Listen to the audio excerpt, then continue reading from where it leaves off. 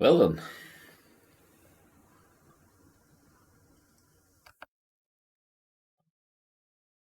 good Saturday to you. This is a Nomad 4v4 that HJFE here sent me.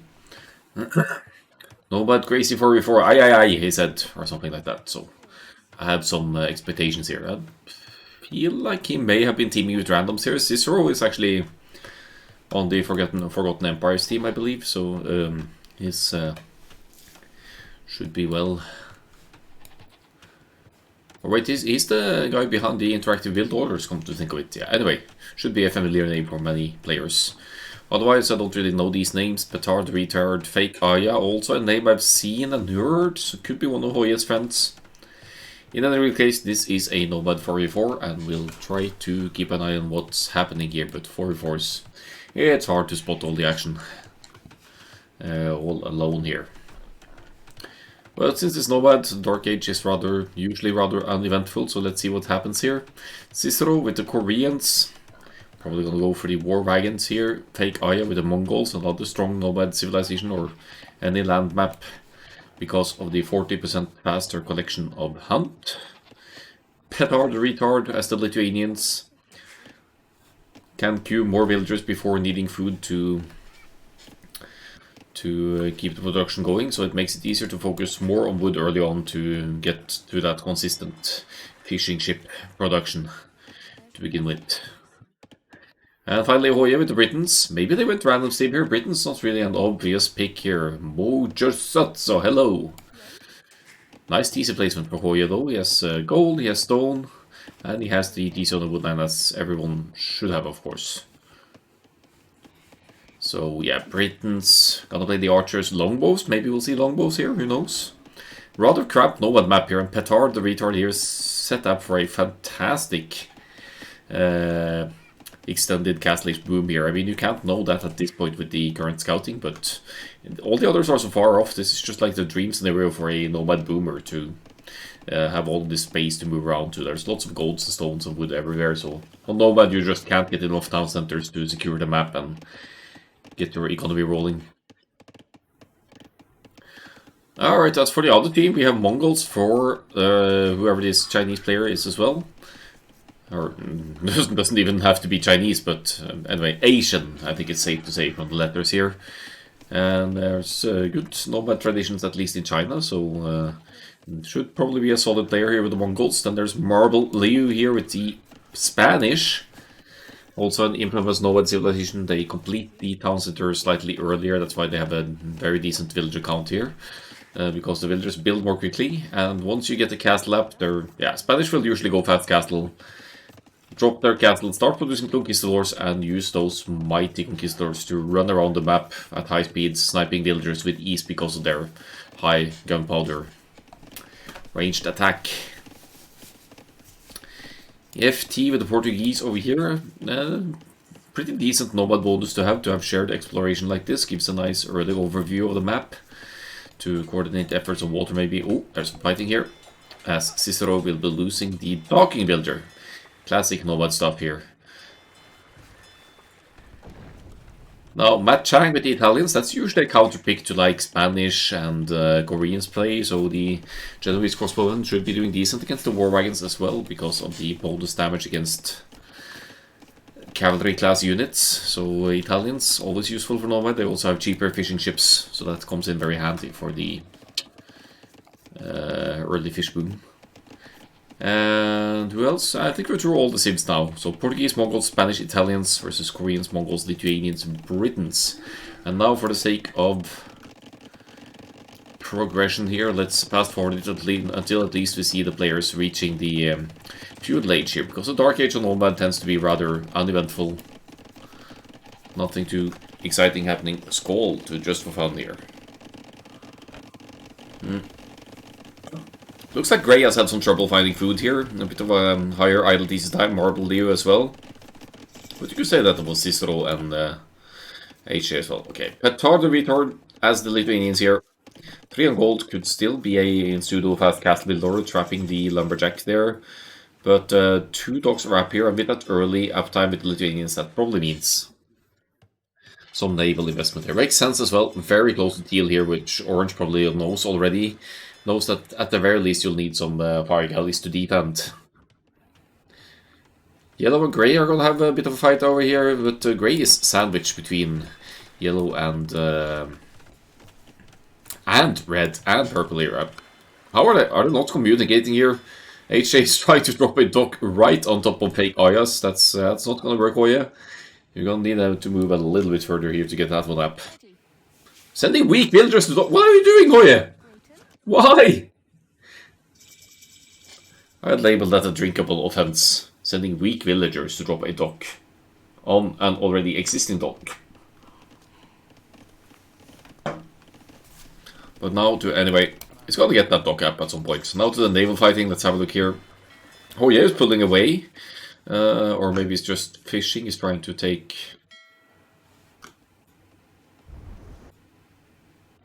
Yeah, I guess he doesn't trust Petard the Retard here to win the fight on water, although it looks pretty alright for Orange here.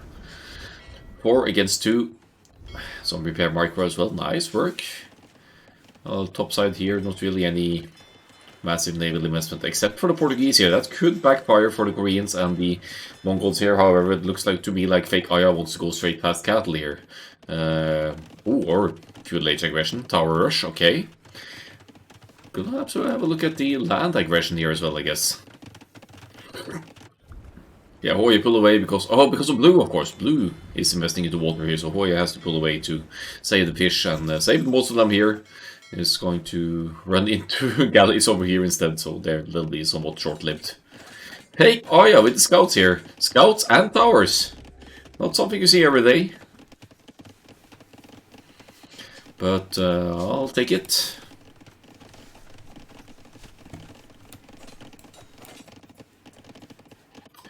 Otherwise, Orange just now going to the Castle Age. Market blacksmith up here, no barracks, no stables yet, so we're not going to see any cavalry play here, but keeps the fish alive. It's very important for the food income when you don't have farms, and also sort of wins the engagement here against Teal, who has 2 docks and is still producing actually, which could be good news for Petard the Retard. Teal in big trouble combo, has to defend the tower rush of fake Aya, and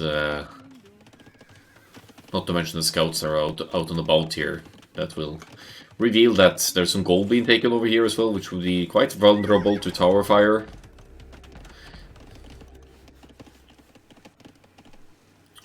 Grey galleys dominating on the left-hand side here, so as Nomad maps go, it's chaotic as always. Cicero will be losing some fish here, but Hoye comes to the rescue with some fire galleys. Let's see if he can take that fight. It's 3 versus 5. He's fighting near the reinforcements of red. Doesn't look like a great one, but keeps some of the yellow fish alive. So that is absolutely warranted here to go for that engagement. Here comes the demo as well. Could shake things up quite a bit. If he gets a good hit, he gets both of them. And now looking at the army numbers, is 2 fire galleys, 3 fire galleys. They're trading somewhat evenly on this side.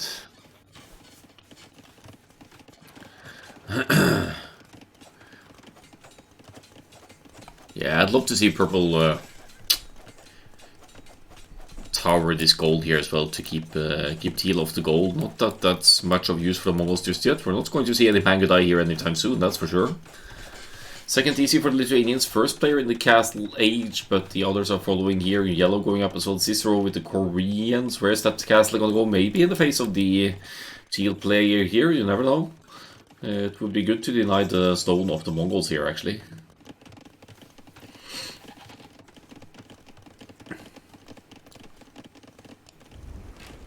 Yeah, it looks like Bray won the water on this side, so that needs to be dealt with at some point. Fire ship is in for the orange player here, taking teal completely out, so neither team really controls water here. They have 2 players each fighting a bit for water, so that's going to be an extended fight to get that going. Cicero now with the Korean's castle, as mentioned, right on the stone, and an even better spot would have been over here, of course, to range both stones and the TC, but it's still a good castle. It's denying stone income for the Mongols player and even reaching the main TC, which is not researching Castle Age yet, which means that the Mongols player will be severely delayed to the next stage here.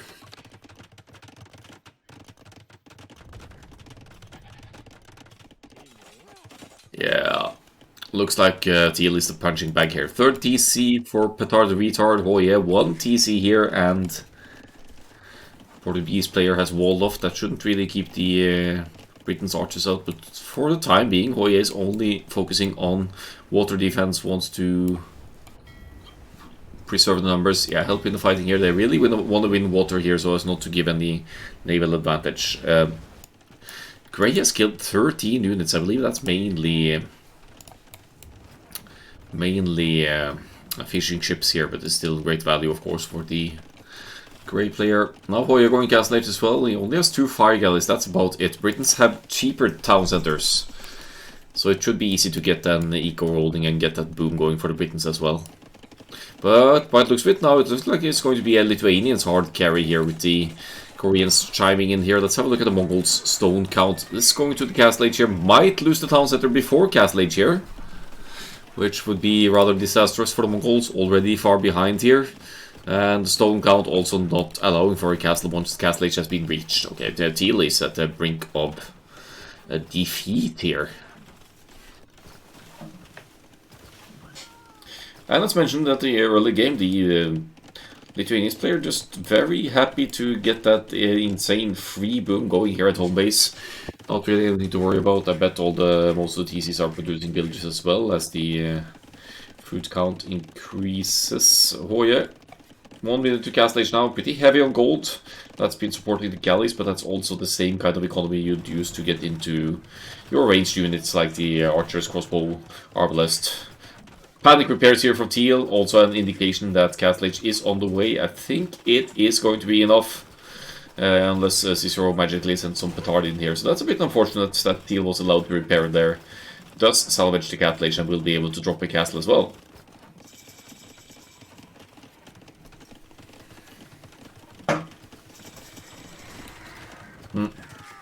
But after reaching the Castle Age, I feel like that's kind of a waste to commit to repairs, unless it's an intentional choice to keep yellow busy here, to yeah, provide a distraction. Is rebuilding a TC over here, knowing that the one at home base is going to be lost.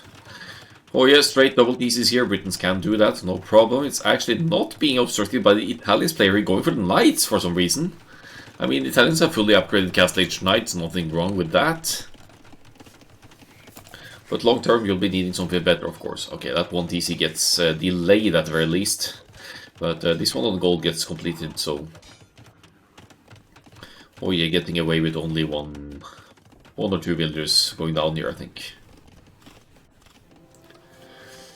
Take Aya with the castle up as well, so maybe, just maybe, yeah, here come the Mangudai, nice. Elite Mangudai in the late game, that is going to be a pain to deal with for the opposing team unless they can get to Mangudai of their own. Still doing some work on the naval side of things here as well. Blue and grey still at it, taking out the left hand side while the right hand side is dominated by, what should we say, Cicero's team here. So still sharing the water, still some players with access to fish, and still some incentive to keep fighting on water here.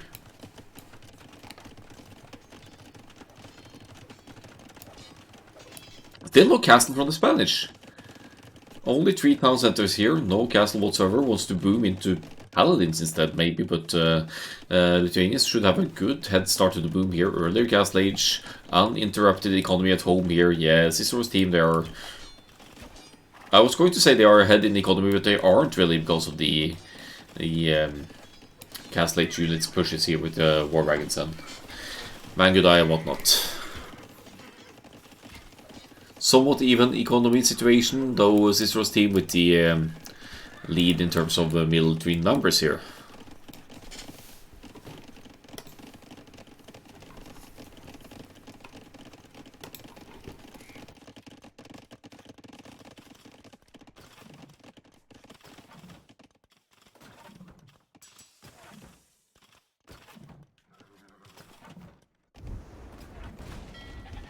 Orange seems to be taking the lead on water here now. Just going to check if he has careening in. He actually does have careening as well, which is not the case for grey here. Can't tell. It's not the case for blue either, so this should be an easy fight for Petard the Retard. massive score lead here as well. It could be partly due to the naval investment fishing ships, armies on water, taking some serious responsibility for the naval fighting here.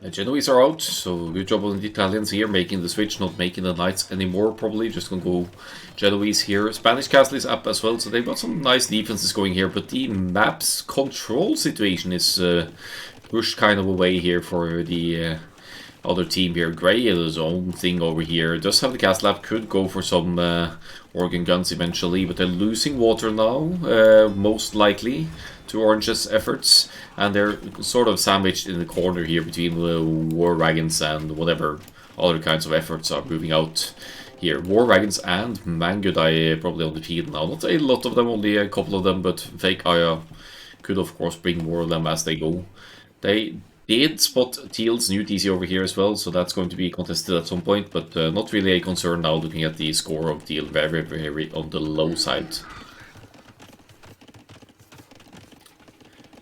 And in the meantime, our Lithuanian friend here hasn't been making any armies whatsoever, just collecting probably some relics now, gonna go for this one at least, and just preparing for that nasty late game 4 relic paladins with Lithuanians, which will shred most things currently on the map, maybe except for the Genoese crossbowmen, but they don't really have that mobility. FT with the Portuguese going Imperial Age here, so that could mean that HJ will be pushed away here, not having even a defensive castle or anything here, just those 5 DCs booming away like a madman with the Britons here.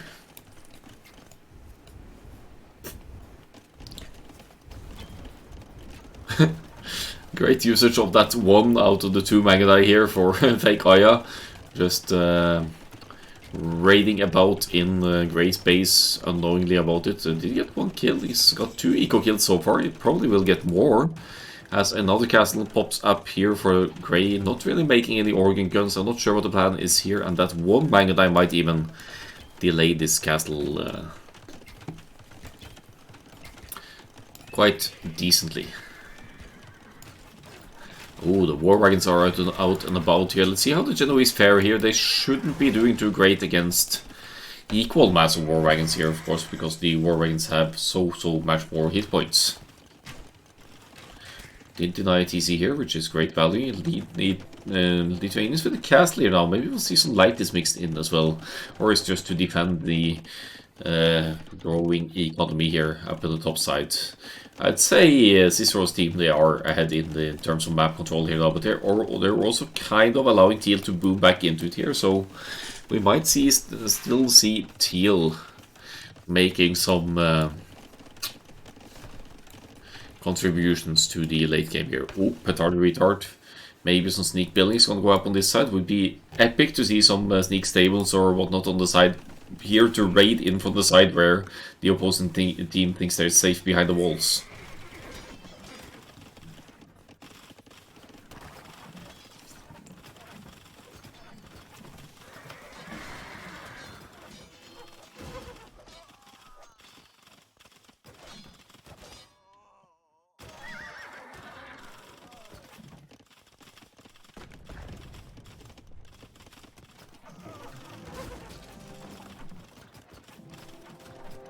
So, orange, no, yellow going to the Imperial Age. Only player not yet in the Imperial Age here from Cicero's team, or not yet clicked the Imperial Age, I should say, is Hoya, but he's now dropping a defensive castle at home.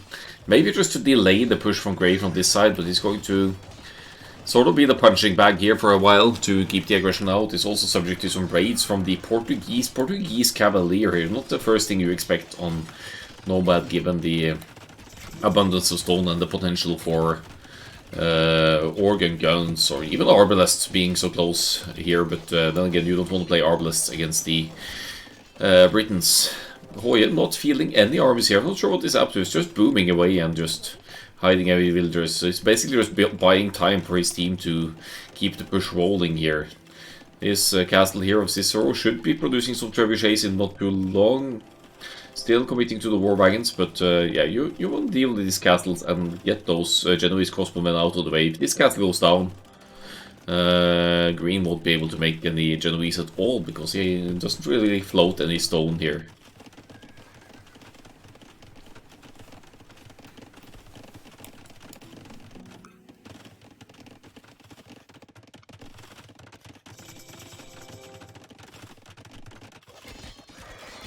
Yeah, good raids from Grey here. Grey getting lots of eco kills, but is it going to be enough? Cicero's team, they are slightly behind in economy, but they have the army momentum. I would say they even have the army strength, and here comes the Lithuanian's Paladin upgrade with one relic here. And let's have a look and see if any more can be collected. This one is up for grabs as well. So there's certainly some potential here for the Lithuanians player to still dominate this game.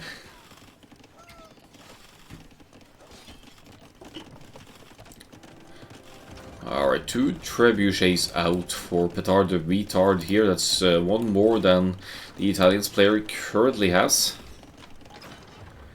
Doesn't look like Green even commits to repairs here, so we're not going to see lots of more Genoese crossbowmen here. Maybe Green will need to go into something entirely different. It's also open way down south here, which is an option to break in. That castle is a goner though, even with the help of blue trebuchets here. That is one important defense going down there. In the meantime, we're seeing some movement here, some raids from Grey again, but now the army numbers. Paladin is in for Lithuanians here, and it should be easy to clean up these small numbers of cavaliers from the Portuguese player up north. It's 6 stables of cavaliers for the Portuguese. Fake Aya losing some precious economy to raids here as well, but that defensive castle should bring the gold and farming eco back to somewhat of a safety here. War wagon numbers increasing as well, and the trebuchet is not quite working out for Marble Liu here. You don't want to let these halberdiers get too close to your war wagons though, because they deal bonus damage to cavalry. So 32 impact, so if you let the halberdiers get too close to your war wagons, they will actually eat them alive.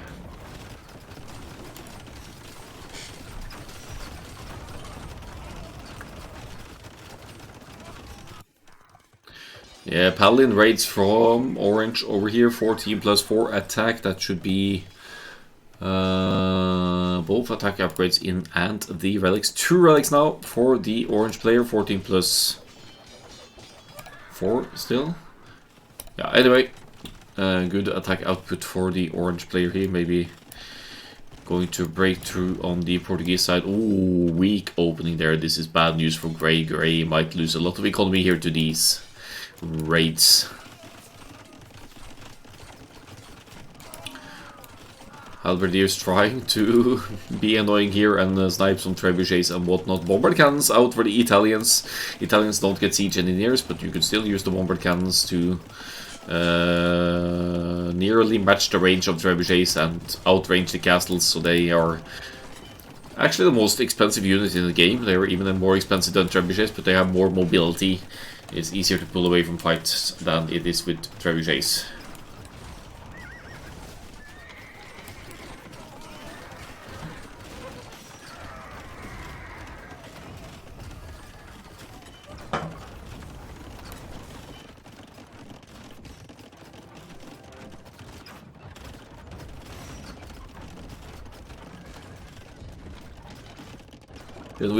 There's only 14 of them, and there's no castle for the Italians anymore. Italians not really a threat at all anymore. Here come the Paladins as well. Halberdier and Genoese, that's not something the Paladins want to enter just like this though. What's going on up north here? Still some small raids going on, but some defensive Paladins here taking care of that. Another TC for the Lithuanians. And while Hoye lost his previous home base, he's been establishing some presence in the middle of the map within the bases of his teammates. Teal somehow able to stabilize Boom very nicely back into it here. 118 villagers, and will be feeling the Mangudai here to make life a bit awkward for Oh yeah, here the overall situation there, even the military and the eco is ahead for the Teal team here. So I'm not sure how they've been holding this, how they've been able to establish this, how Teal made it back at all here from that nasty early push, but I guess it comes down to some of the nasty military pressure that's been put on by yellow and, for that matter, purple here. 3 or how many castles for purple? 4 castles, I think. 6 castles. That's no joke. That means that we'll eventually, once the eco allows, we're going to see a lot of Mangudai here. Orange going for Galleon, so I think that means that Orange wants to hit some of this economy with the extra range that Galleons entail. Even fast fire ship is in, so Orange now in full control of the naval situation, and also with some significant land presence with the paladins out and about here. Oh yeah, also in the Imperial Age now, going for the crossbows, gonna get into the arbalests, and once he gets the castles up, we're probably going to see some longbowmen here as well, since you have the castle anyway.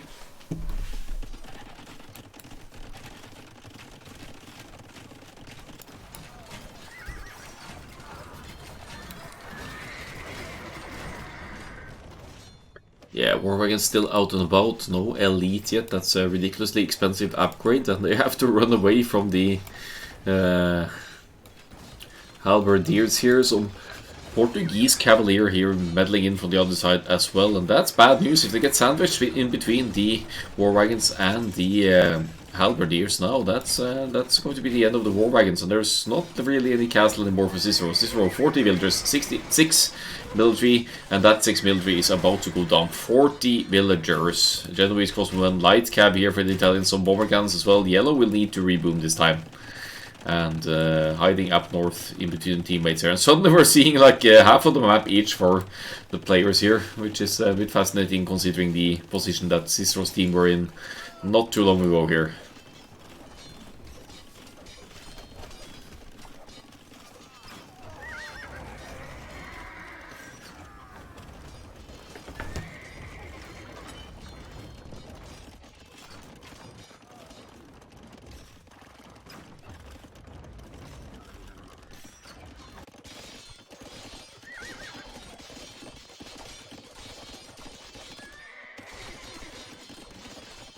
Well, I'll say the Portuguese Cavalier are doing work here. They have that gold discount. They do cost 20% gold less like any Portuguese gold units. We also have 4 Portuguese castles here. Still no sign of any organ guns, but you never know. Might see it at some point. The eco doesn't really allow it currently. I have no idea how Cicero's team are actually being pushed back here now, but that is the case. Hoya, however, finally getting that Britain's army out on the field. And has those arbalests now. Also getting siege engineers to benefit his own trebuchets and other siege weapons like onagers and cap trams. Should he go into them? Trebuchets may be more important though. Once siege engineers is in, that's going to give the trebs extra range, +1 range. That's extra attack, I believe. He could even go into Warwolf actually as the Britons, because then the trebuchets would act like a pseudo onager kind of with the area damage, or just saves that trap at 5 HP and still keeps it alive. Here comes the repair villager. Oh, you go, woman. Nice save. I think the villager, yeah, she's repairing all right. She saved that trap at a burning 5% there, and look at this compactness of this base here. It's a mess. Fortified walls for the Mongols here. They want to keep any Hussar and Paladin raids out, of course. You see the Lithuanians now into the skirmishers as well, seeing the elite Mangudai of the Teal player. I don't think they'll set up any trade here just yet. If you think about it as Cicero's team, you could start trade on water because the naval situation is under perfect control for Cicero's team.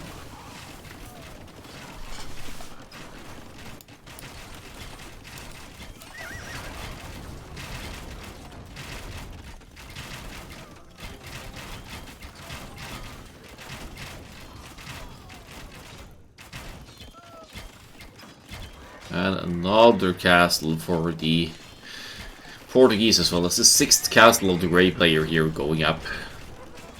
Fake Aya with the trebuchets out as well.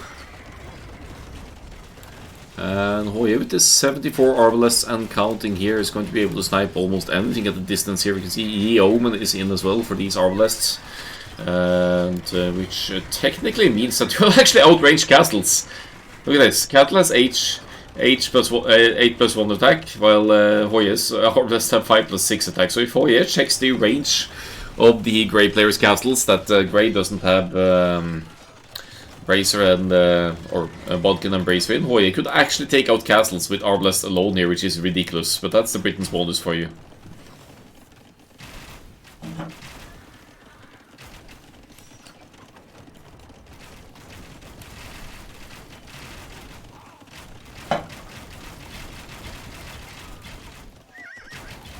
That middle sling going on here, and it seems like they really want to push the Grey player now. Another castle to claim some more map control here for Hoye as well, but there are 3 bombard cannons from the Italians here. Very exposed actually, a couple of Lithuanian paladins here, and they are dead meat, but I'd love to see cannon galleons. There they are, they're out somewhere. You should definitely be able to take out some economy from the shorelines with, and castles as well. This castle, maybe even this one, could be taken out by the cannon galleons. 3 relics in now for the Lithuanians. And there's some minor raids around the map now for the blue player. Portuguese taking a beating here, 29. Military switching into halberdiers here to hold the Lithuanians raids out as well. The Cavaliers still alive, but you can't keep playing Cavalier against Lithuanians paladins really, not with any civilization except maybe Sicilians, but definitely not with the Portuguese, even if it's cost efficient to have that gold discount. Keeping the farm eco running. I still want to see a deadly mass of organ guns here, but because how do you stop that? Maybe with Britain's Warwolf Trebs. I don't know.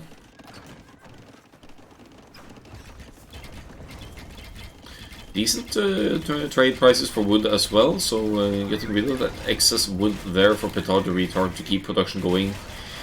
And here comes the cannon galleon. Nice, it's gonna take out the... at least this cattle, yeah, he's on it.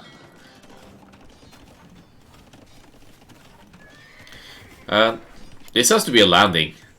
Yeah, transport ships. Landing and castle drop behind the walls here. Genius move by Petard the Retard here to get in. And even deny a Mongols castle at... yeah, probably 90% or something here. Oh yeah, with the Arbalest, he's in as well. He made his way through the fortified walls here. He's being joined by some Lithuanian paladins. And now the winged hussars, and then the winged hussars arrived, as they say.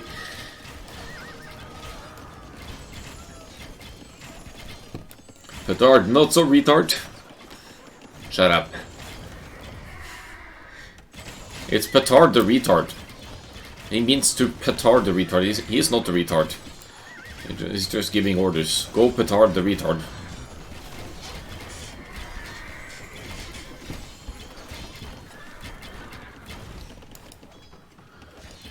Nice little convenient opening there for the winged hussars to run in. What are their stats even? 9+2 attack. 100 HP, pretty decent movement rate.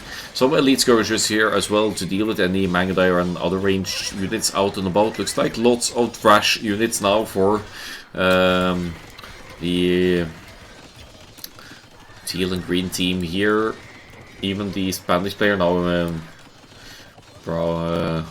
preparing the halberdier switch. Well, it's your third beer, eh? But we'll get there.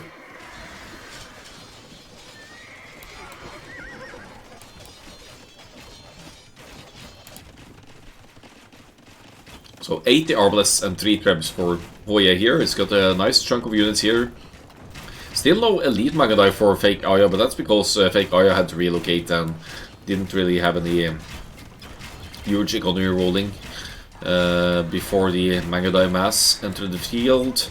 Cicerone's going into the Koreans halberdiers here. It's not ideal as Koreans are missing the last attack upgrade, but but it's better than the Poles, for example, Lithuanians, sorry, better than the Lithuanians halberdiers, for example. And it's going to do the trick here, as long as FT attempts the cavalry and raiding play here. Onliger coming in, Halb Onliger for Cicero.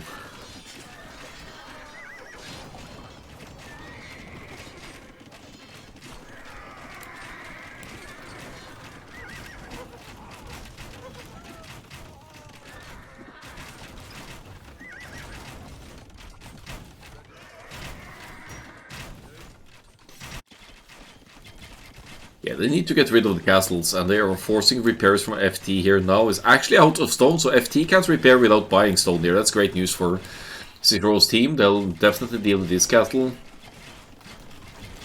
And they'll start pushing the grey player. That should free up some space as well for Cicero's team, and they could even set up a trade route over here, right? They're actually setting up trade in the north and east, I think, or...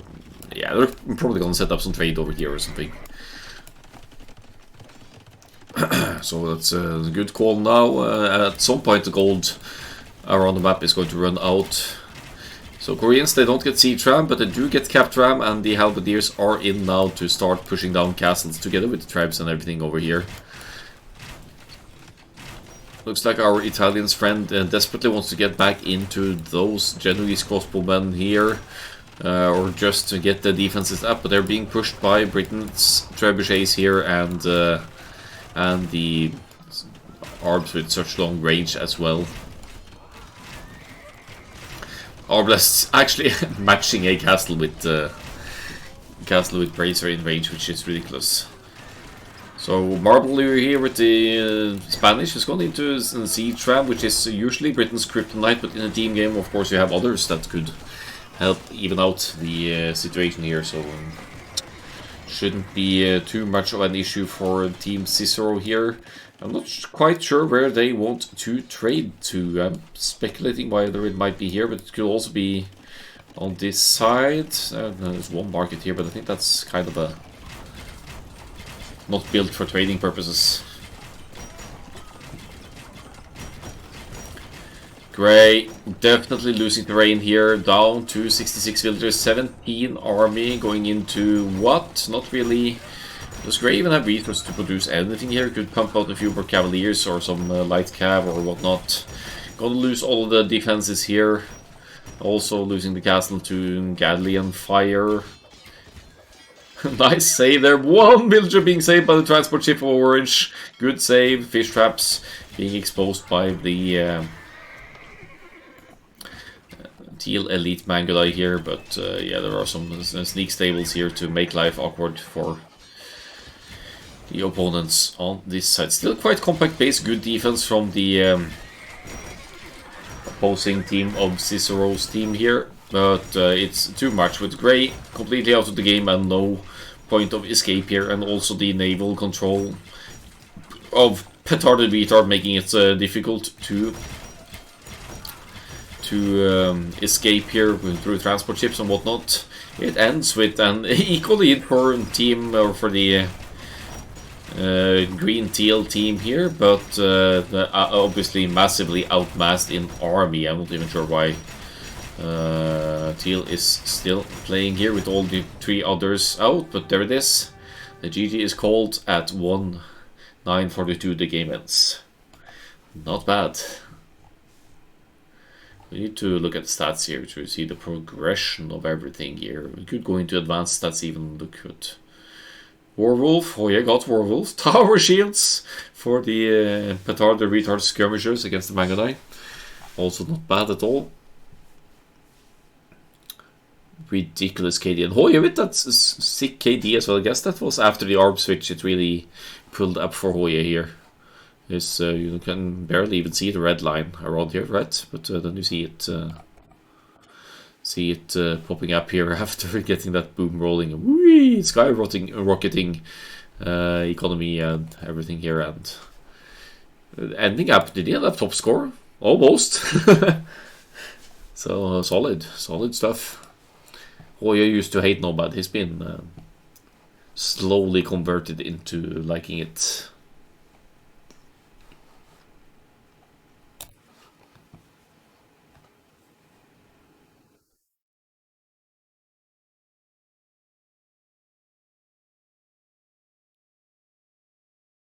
Yeah, much earlier Castle Age here, both for the Lithuanians and Koreans.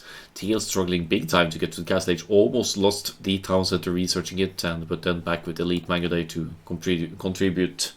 The downside for the TL Blue team is that they were spread out.